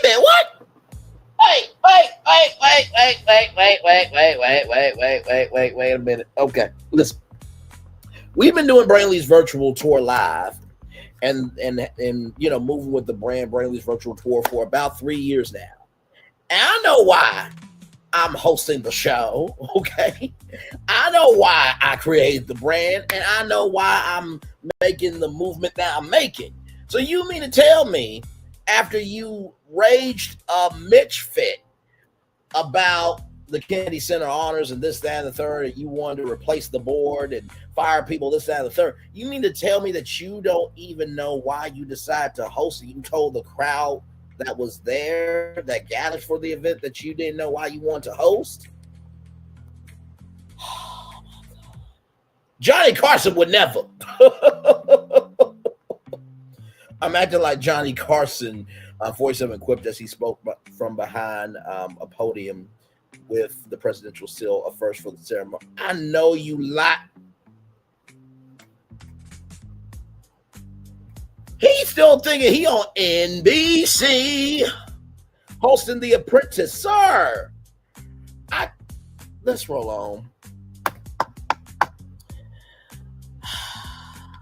First for the ceremony, highlights of the event will be telecast December 23rd as a primetime special on CBS in typical fashion, befitting his roots as a real estate developer. 47 also declared, we're bringing this building back to life. 47 was quick to execute a top-to-bottom makeover of Kennedy Center staff this past spring after his odds-defying return to the White House. 47 was upbeat as he opened the event and steered clear, slinging barbs at political foes. However, he did not the shift in the wind for Washington, D.C. social elite. Many of you are miserable, horrible people, he asserted. Oh, charming. Just fucking charming. 47 was on stage to introduce the first award presentation to Stallone, a Hollywood legend and a MAGA-friendly celebrity. 47 then took a seat in the Kennedy Center auditorium box, typically reserved for the commander-in-chief. Sir, you're the host. You don't get to. Oh my God, why? The award introduction for Crawford was done via video and pre-recorded segment with 47 speaking from the Oval Office. So wait a minute. So you're there hosting. Let me see if I got this. You're there hosting live, but yet you go to the commander-in-chief box and then you show up in a pre-recorded message from the Oval Office to introduce the next honoree. What the fuck is this shit? Okay. The Kennedy Center Kudo has long been one of the most prestigious laurel for entertainment figures to receive. The traditional Kennedy Center ceremony includes lengthy clip packages and retrospectives that put the honorees' influence and culture impact into context. This time around, there was no such video tribute for Stallone. Longtime Kennedy Center Honors producers Dun and Dusted right bowed out for producing this year's ceremony after 47 unceremoniously dismissed Kennedy Center's board chairman Caroline, group chairman David Rubenstein, and Kennedy Center president Deborah Rutter. Stallone was saluted through testimonials delivered by Kurt Russell, Neil McDonough, Garrett Hedlund, and his brother Frank Stallone. In his red carpet, in his remarks on the red carpet, 47 said that the government review of Netflix's proposed $83 billion deal for Warner Bros., which was announced Friday, must go through a process, and we'll see what happens. According to 47, Sorrento's visited the Oval Office last week. The Netflix executive is a fantastic man, the person said. I have a lot of respect for him, but it's a lot of market share. 47 also says Sorrento, he's a great person. He's got a lot of interesting things happening aside from what you're talking about, but it's a big market share. There's no question about it. It could be a problem. The PAT would add HBO Max to Netflix's already massive customer base of more than 300 million. As of the end of quarter 3, Warner Bros. Discovery reported 128.0 million streaming subscribers, which includes HBO Max as well as Discovery Plus and the sports streaming services. The Netflix deal for Warner Bros. Is both a horizontal merger between rival streaming services and a vertical merger, adding a massive disruption pipeline for the Warner Bros. Content. It could also strengthen the marketplace for content producers. The Justice Department Federal Commission are expected to review the Netflix Warner Bros. Deal. FCC is not expected to play a role in reviewing the transaction because of the nature of assets involved. Warner Bros. Discovery does not own broadcast TV stations or cable systems. Sorrento, speaking on a call Wall Street analyst Friday, expressed optimism that the deal will clear regulatory approval. Netflix and Warner Bros. Discovery projected the deal will close in 12 to 18 months. We are really confident that we're going to get all the necessary approvals we need, rather, Sorrento's told analysts. This deal is pro-consumer, pro-innovation, pro-worker, pro-creator. It's pro-growth. Executives routinely point out Netflix earnings calls that even in its most mature markets, including the U.S., Netflix represents less than 10% of total TV viewing. Sorrento's in his meeting with 47 conveyed to the president that even combined with Warner Bros. And HBO Max, Netflix will grow to be about as big as Google's YouTube in the U.S. and will still have less TV market share than other media conglomerates, according to a Bloomberg report. So then, of course, right here from the Canadian version of Yahoo! 47 Yahoo News, courtesy of the Wrap. 47 calls Netflix co-CEO Ted Sarandos fantastic. Said he'll be involved in the decision on Warner Brothers Discovery takeover. So just to show you that the Wrap is talking about, everybody is talking about this, and so here he is. Mr. President, you mentioned some of your favorite songs. I did. I met with Ted. I think he's fantastic. I think he's in the history of Hollywood. There's really been almost, you could say, nothing like what he's done. You'd go back to Louis B. Mayer, maybe Metro Goldwyn Mayer, MGM. Ted has done an incredible job. I mean, he had a company that was very troubled 7 or 8 years ago, and he took it over, and he's really done a legendary job. Should they be allowed to buy Warner Brothers? Should Netflix? Well, that's the question. They have a very big market share. And when they have Warner Brothers, that share goes up a lot. So I don't know. That's going to be for some economists to tell. And also, and I'll be involved in that decision too. They have a very big market share. Did he make any guarantees to you about the merger if they do merge? No, not at all. He came up. He was in the Oval Office last week. I have a lot of respect for him. He's a great person. But he's done one of the greatest jobs in the history of movies and other things. He's got a lot of interesting things happening aside from what you're talking about. But it is a big market share. There's no question about it. It could be a problem. First of all, that was not AI. That was the president talking to somebody with respect. What a shocker. Now, with that being said, this news broke this morning. Paramount launches hostile takeover bid for Warner Bros. Discovery valued at $108 billion, seeking to derail Netflix's deal. Okay. Paramount's offer includes $24 billion from Saudi Arabia, Qatar, and Abu Dhabi wealth funds, as well as Jared Kushner's affinity partners. Bruh, like you already got Paramount because of the fucking president and the FCC. Leave this deal alone. Oh my God, on Monday, Ellison's Paramount Skydance announced that it has commenced an all-cash tender offer to acquire all of the outstanding shares of Warner Bros. Discovery for $30 per share. Same terms that offered in a December 4th bid submitted to the Warner Bros. Discovery board. Paramount's proposed transaction is for the entirety of Warner Bros. Discovery, including the TV business, CNN, TBS, TNT, and other networks. And David Ellison is not going away quietly. His quest to land Warner Bros. Discovery. Oh my God! Paramount's announcement taking its bid directly to Warner Bros. Discovery shareholders comes after Netflix and Warner Bros. Discovery revealed that their binding agreement Friday, under which Netflix will buy Warner Bros. Studio operations, HBO and HBO Max for $72 billion with an enterprise value of $82.7 billion. According to Paramount, its all-cash offer equates to an enterprise value of $108.4 billion, including assumption of debt with an equity value of $77.9 billion. In contrast, the Netflix proposal entails a volatile and complex structure valued at $27.75 a share and a mix of cash, $23.25, stock, $4.50, subject to collar and the future performance of Netflix, equating to an enterprise value of $82.7 billion, excluding the TV business per Paramount. This is crazy as fuck. You know, honestly, to tell you the truth, after Netflix and Warner Bros. Discovery already made the press releases, and there was an investor call, and there was a shareholder investor deck. Like, no, no, and no. A hostile takeover of $108 billion.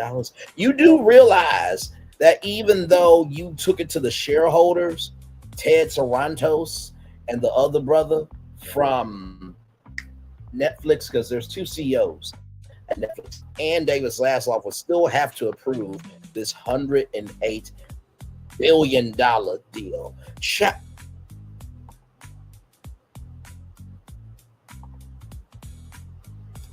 Hey, my thoughts. Good to see you, my friend. 54321. Good afternoon, all. Can you imagine the crown jewel of our country presenting in this manner? Oh, joy. Now, listen, my thoughts. I've never hosted the Kennedy Center Honors, but I believe that I would do a better job than the president. Actually, at this point, a monkey could do a better job. Okay? The monkey that was on the Today Show could have done a better job. Bubbles could have done a better job. King Kong, they ain't got nothing on Denzel Washington, could have done better at hosting the Kennedy Center Honors. And now there's a hostile takeover bid for Warner Bros. Discovery valued at $108 billion. Like, bruh. You know, I know if I would have won Powerball Mega Millions, I would have put in a decent bid. And believe me, I would have just done everything that I've told y'all here. I would have just executed it. This is fucking ridiculous. Moving on, child. So in case y'all did not know, there was this thing called the Streamer Award, and India Love, who, you know, is associated with us, and she was on BET's The Westbrooks. She did this, okay? Real quick, y'all. I know Breakout Streamer of the Year went to Adapt. And congratulations, and we respect you for what you did. But Rakai should have won Breakout Streamer of the Year and DDG. I don't care what y'all say. Shout out Rakai, shout out. Blah, blah, blah, blah, blah. So apparently, child, monkey for head to say exactly. So apparently, DDG and India Love are not even together anymore, like they were ever together. But she apparently left DDG for Tavon Diggs, which is Stephon Diggs' brother. And if you know who Stephon Diggs is, he is the father of Cardi B's new child. And it looks like, you know, Cardi B might be a wag. You know what I mean? So this happened, right? And India Love went on her live and apologized. Now, this is coming from Twitch. And then, you know, you can also simulcast, but here we go.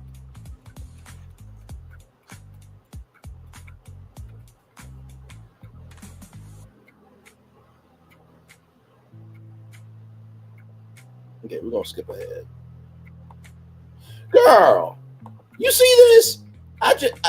From 0 seconds. A whole minute of being on your phone to make a to make an apology. I can't do this shit.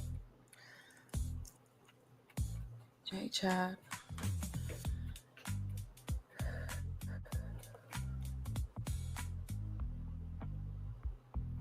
Okay, really? What's an ultimate break trip really like? It's breath. By the way, look at these goals here. Look at these goals. 4,500 subs to go work with dad. 5,000 subscribers rather. Become a mom for 24 hours. Whose child are you going to be holding? Because you ain't holding Haley Bailey's child. So whose child you're going to be making? TT, I'm guessing that's a family member. At 5,500 goals and 5,500 subscribers, and then an all-girls slumber party. These are things you could normally do. Let's roll on. I can't do this. Can you guys hear me? Yes. Need some water. Girl! You need what?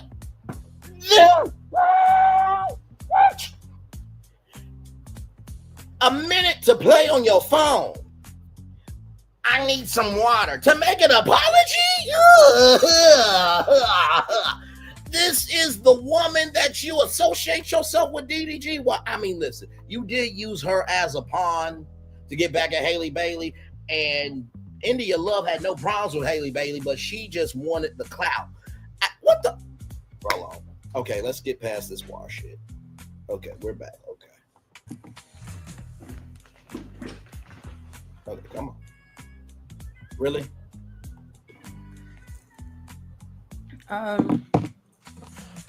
So I finally got a chance to. Now, 2 minutes. Look, right here. This is when she started talking. 2 minutes and 14 seconds. So I finally got a chance to take myself off autopilot. I've been on go work mode nonstop. What work have you done? I came on stream today to make a. What? Sorry, I'm so nervous. Girl, why are you nervous? To make a true apology. A true apology meaning give no excuses or explanation for my behavior. So here's the thing, right? And listen, not she a female Mr. West, and they can see you to that part. Here's the thing about apology, right? When you do something publicly, you apologize publicly. We get that. But the best thing to do would be to go over to the FaZe house, right? And have the FaZe clan work out something, and you go over to that person in person and say, sorry. Like I said to my ex, actions are how people know you. How you carry yourself is how people will remember you. Fuck wrong with you. Let's keep going. And by the way, I don't want to hear nobody say Braylon don't respect. I don't want to hear that shit. Because when Carlos Watson went through what he went through with Ozzy Mia, I held him to account. I held Jonathan Majors to account. I held P. Diddy to account. Y'all remember Kelly Price and how she said there was a Sunday best judge that fornicated with some boys and messed around with somebody's mouth? We cover everybody over here. Hell, we covered the Milagro Gramz trial. And people were trying to tell me that I had no right to say what was on my mind. New media don't pay people and is not found guilty in a court of fucking law. And by the way, the big win that Mob Radio thinks that they got, and the big win that Milagro thinks she got, and the big win that people that support her think that they got was already adjudicated in 2014 in a case with Miss Cox versus Obsidian Finance Group. You can do the fucking research. I did, where a three-person panel round from the Ninth Circuit Court of Appeals already decided that bloggers have rights with the First Amendment. So get the fuck out my face for telling me what I should and should not talk about. We're at 954,000 fucking total views on our road to 1 million because of me, motherfuckers, and this virtual tour family of mine. So listen, Know your role, stay in your place, and drive your fucking speed limit before you come at my virtual doorstep. Let's keep going. Don't make no damn sense. Gonna make a public apology on YouTube. Behavior last night at the awards. I did not conduct myself in a way that represents me well, or my team, or my community, or the people that look to me and look up to me in one way, shape, or form. My behavior was completely unnecessary and distasteful, for sure. But my thoughts, did I lie though? Did I lie? Did I lie about anything I just said though? And by the way, me and my thoughts, we get along. We family. She's been here. I ride for my thoughts. My thoughts actually came up here in the early days, and she gave me some validation that I didn't really know I needed, because in the early days it was a bit rough for to see if anybody wanted to care about me, and she met me right where I was at. So we good. But sometimes you guys say what needs to be said, because when you allow quietness to rule, hell can raise. When you allow quietness to rule, hell can raise. When you allow quietness to rule, hell can raise. When you allow quietness to rule, hell can raise. Okay? Some of y'all allow hell to raise because in your quiet time, y'all allow lies to form, to move, and to be about the world. And then you wonder why you don't get blessings from God. You get curses from the devil. Moving the fuck on. And if I ain't talking, you don't pick up that fucking bullet. Roll it on. Another moment, another mistake made off being under the influence, but obviously it's not an excuse. It's just, like I said, it was completely unnecessary. It was selfish. It was inconsiderate. And I, 1,000,000%, am not okay with what I did. I first want to apologize to Adapt. It was no reason or excuse for dimming your light in your moment. What I did was very selfish and inconsiderate. I wasn't considering anybody else's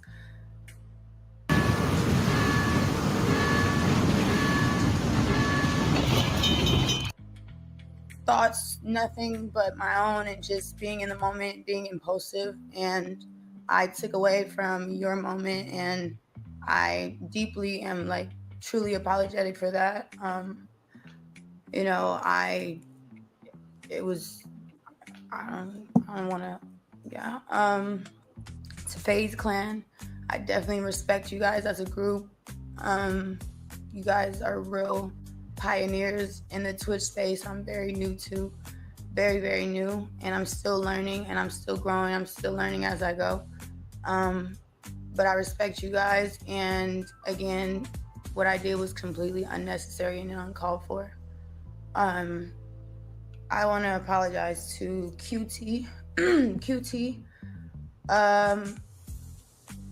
What I did, first of all, I appreciate that you inviting me, and there's no excuse for my behavior. It was very distasteful. It was very, I keep saying, unnecessary. It was my initial emotion response, and that, again, I had no business being on that stage. And that is that. I hope one day you give me grace enough to forgive me for my actions. To my team, to myself, to my community of people, I'm truly sorry. I didn't represent myself well. I'm not perfect, and I say that all the time, but what I did yesterday was not necessary, and it was not me being in my right mind at all. Like I said, it's very unexcusable.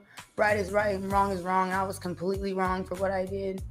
If the shoe was on the other foot and I was nominated and I won something and somebody did that to me, I would feel absolutely like shit, you know. So I Thank you for saying that shit, because so many people, as I was looking on social media, did she lie? It's like, motherfuckers, do y'all not have a conscience? So basically, to everybody who said, did she lie? If you up for an award, I hope somebody ruins your fucking moment. Keep that same fucking energy.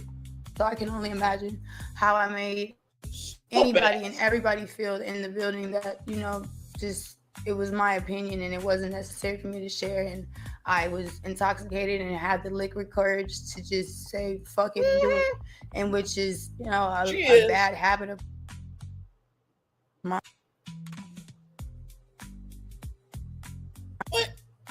Any chance I got to tune in. Wait a minute. Let's go back. Hang on. You know, a bad habit of mine. I'm sorry. I'm so sorry. Any chance I got. One more time. Say fuck it and do it, and which is, you know, a bad habit of mine.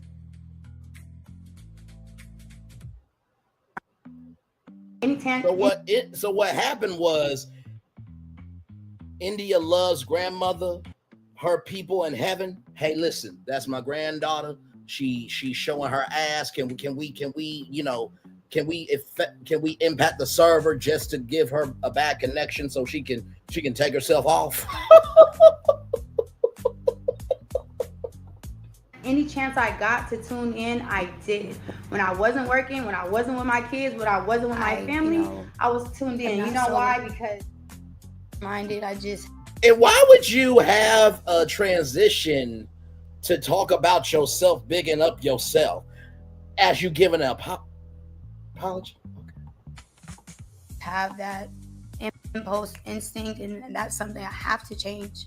I'm young, I'm young, but I'm too grown to be doing what I did, and there's a lot of work that I have to do in myself in this time of like seeing a mirror of me and my mistakes, you know, being broadcasted. Like, so I needed it to understand where I need to change and where I need to grow.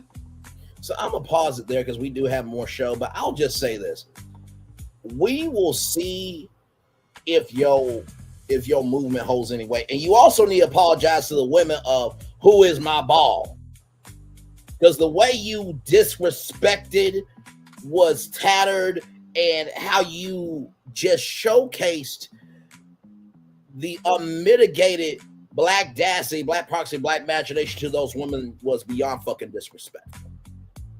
Beyond. Now, with that being said, let's get to rollingout.com here. Celebrating 25 years on to the next 25 years.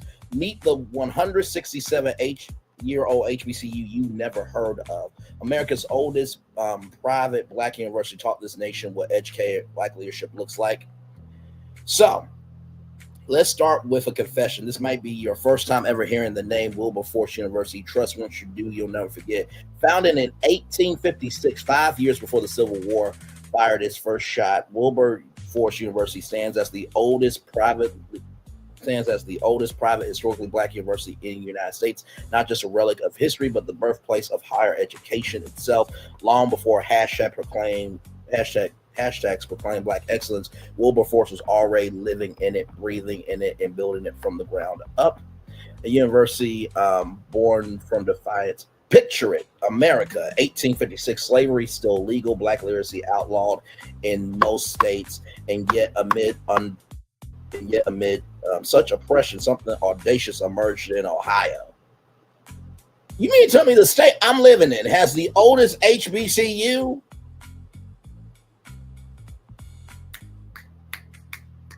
Child, you learn something new every day. A university daring to believe that people of African descent can not only learn but should be led. Wilberforce also was named after British abolitionist William Wilberforce, a man who famously said, "We are too young to realize that certain things are impossible, so we'll do them anyway." That spirit equal parts faith and fire became the university's heartbeat. Wilberforce was never simply about education; it was about freedom, about intellect as a form of rebellion. And a rebellion it was. When the Civil War broke out in 1861, the school was forced temporarily closed. But let's be clear, Wilberforce didn't stop it; just simply reset.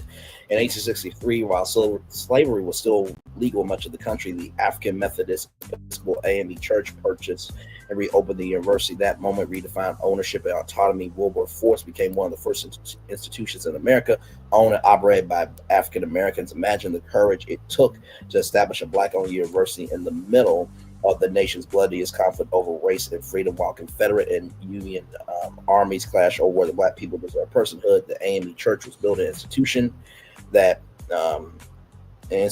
premised on Black intellectual supremacy. That's not just educational history, that is revolutionary action. So there's Wilberforce University. What I'm going to do is I'm going to read this story here, my good friend LaDonna Raeh, and then what we'll do is we'll come back a little bit later because I want to read both of these articles in full, but I do want to also make sure that this show gets clipped because, child, this one was a good one. But here we go with LaDonna Raeh.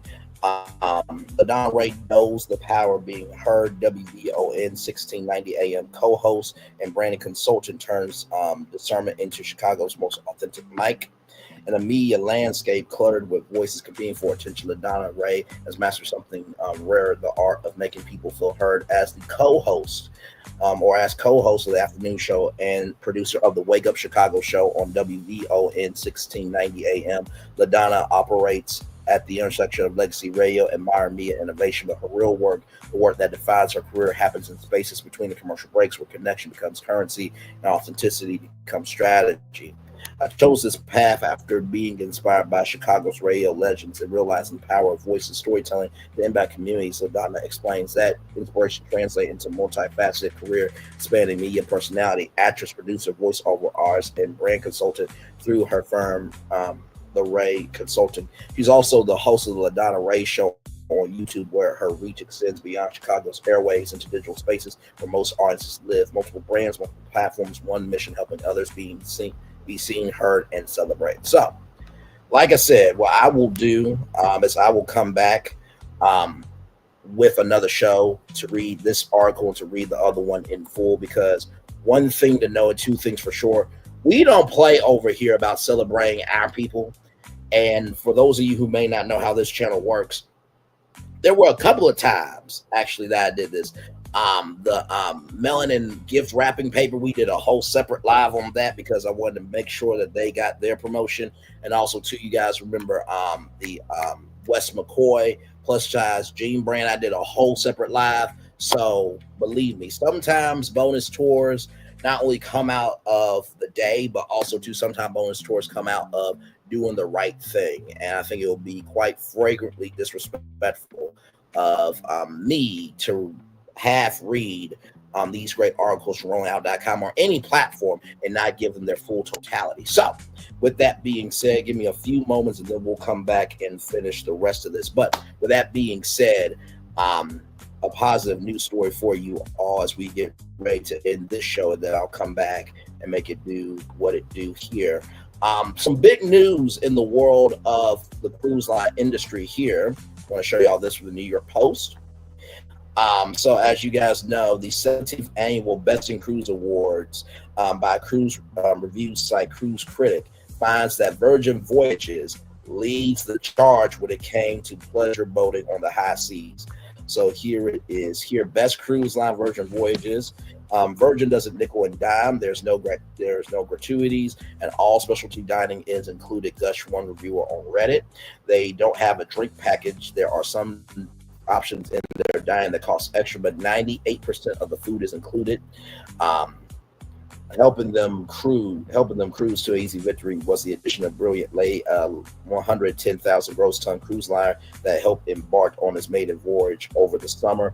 All told, Virgin consistently brings high watch fun, boundary pushing food, dazzling entertainment, and cool vibes to the high seas. Cruise critic Raeh, best of all, the lie is adults only prevent the vessel from feeling like being trapped in a jungle gym on the high seas. And by the way, shout out to Virgin Voyages for having a black mermaid on their vessel here. So I'll read it one more time. Virgin Voyages doesn't nickel and dime. There's no gratuities. All special dining is included. Dutch one review on Reddit. They don't have a drink package. There are some options in their dining that cost extra, but 98% of the food is included. Helping them cruise to easy victory was the addition of brilliant Raeh, a 110,000 gross ton cruise line that helped embark on its main voyage over the summer. All told, Virgin consistently brings high watch fun, boundary pushing food, dazzling entertainment, and cool vibes to the high seas. Cruise critic Raeh, best of all, the lies adults only prevented the vessel from feeling like being trapped in a jungle gym on the high seas. So Virgin Voyages once again wins best cruise line for the 17th annual Best in Cruise Awards from Cruise Critics. So congratulations there. We will be back in just a little bit with those two other articles read in totality. So one love, much love, all love. I feel the love and send it right back to you. See you guys in a little bit. Bye-bye. Oh, don't forget Potomac tonight, 6 o'clock. And then tomorrow we'll do Married to Medicine. I've been doing that because, for one, I like to rest. But number two, both shows are on Sunday. So you're getting a double dose of Braylon reality. On Mondays and Tuesdays. So one love, much love, all love. See you guys in a little bit. Bye-bye.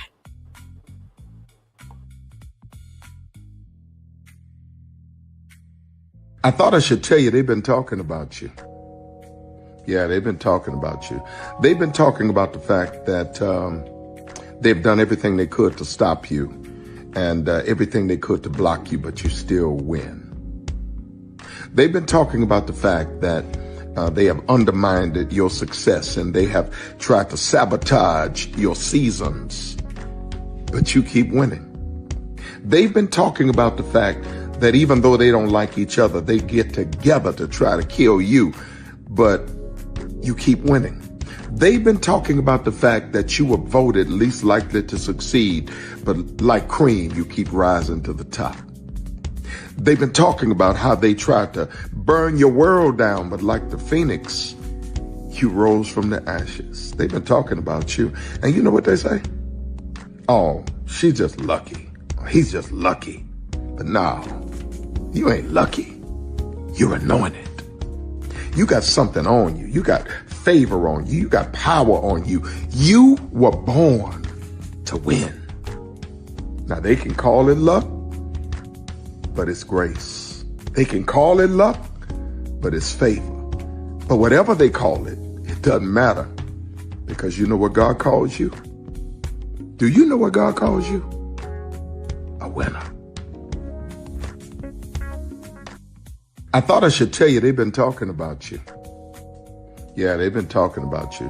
They've been talking about the fact that they've done everything they could to stop you and everything they could to block you, but you still win.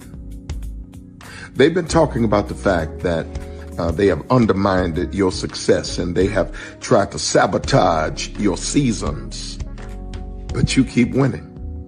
They've been talking about the fact that even though they don't like each other, they get together to try to kill you, but you keep winning.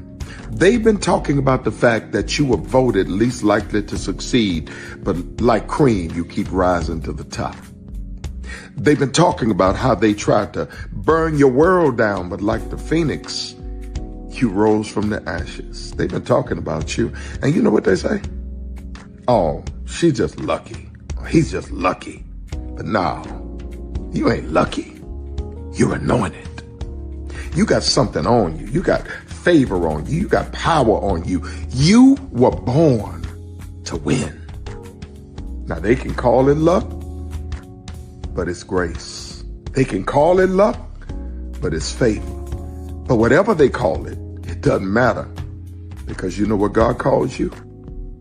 Do you know what God calls you? A winner. I thought I should tell you they've been talking about you.